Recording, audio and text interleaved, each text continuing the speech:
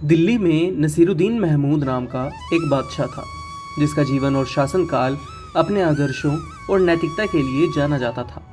वह एक ऐसा शासक था जिसने अपने खजाने से निजी खर्चों के लिए कभी कुछ नहीं लिया।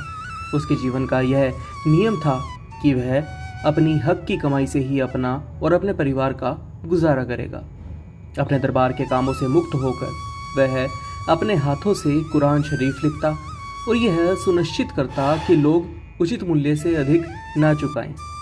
वह अपनी लिखी हुई कुरान को अपने नौकर के माध्यम से बाजार में बिकवाता और उससे प्राप्त पैसे से अपने परिवार का गुजारा करता था।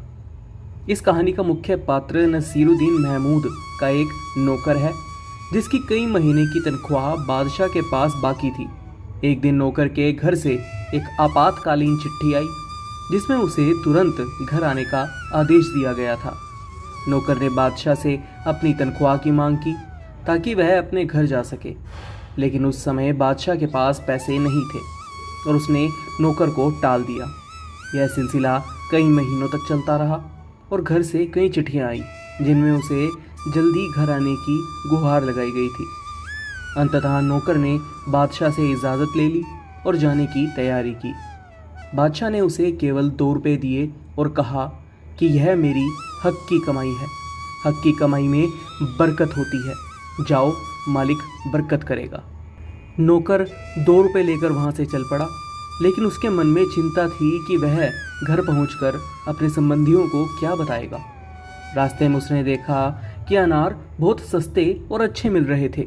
उसने सोचा कि इन 2 रुपयों से अनार खरीद कर घर ले जाऊं तो सबको कुछ ना कुछ मिल जाएगा। उसने 2 रुपये के अनार खरीद लिए और एक अच्छा खासा गट्ठर बन गया। उसका घर बागड़ देश में था। संयोग से वहाँ की रानी बहुत बीमार हो गई थी।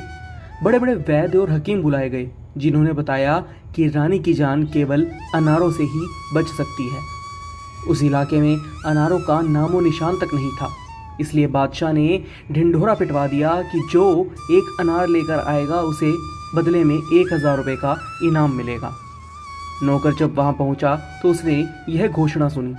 उसने पता लगाया और बात की सत्यता जानकर राजा के दरबार में गया। बादशाह ने उसके पास अनार देखे तो वह बहुत खुश हुआ।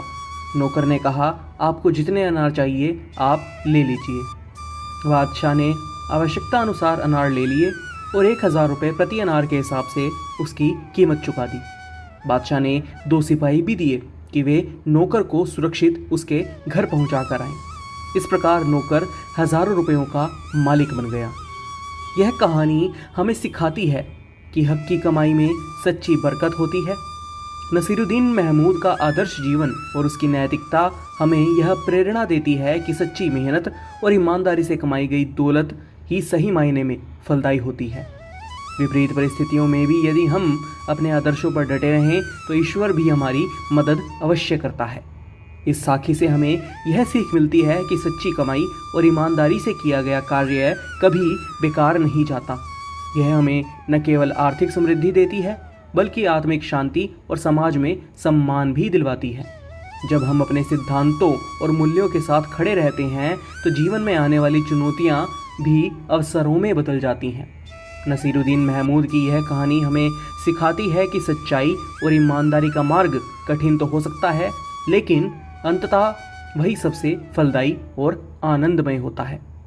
यह साखी हजूर जी महाराज बाबा सावन सिंह जी द्वारा लिखित पुस्तक परमार्थी साखियाँ से ली गई साखी से प्रेरित है। आप चाहें तो उस पुस्तक में इस साखी और इस तरह की और साखियों को पढ़ सकते हैं। यह साखी आपको कैसी लगी, अपनी राय हमें कमेंट बॉक्स में ज़रूर बताइएगा। फिलहाल के लिए बस इतना ही। एक बार फिर से लौटेंगे एक नई साखी के साथ। तब तक परमात्मा आप पर अपना आशीर्वाद, अपनी कृपा बनाए रखे।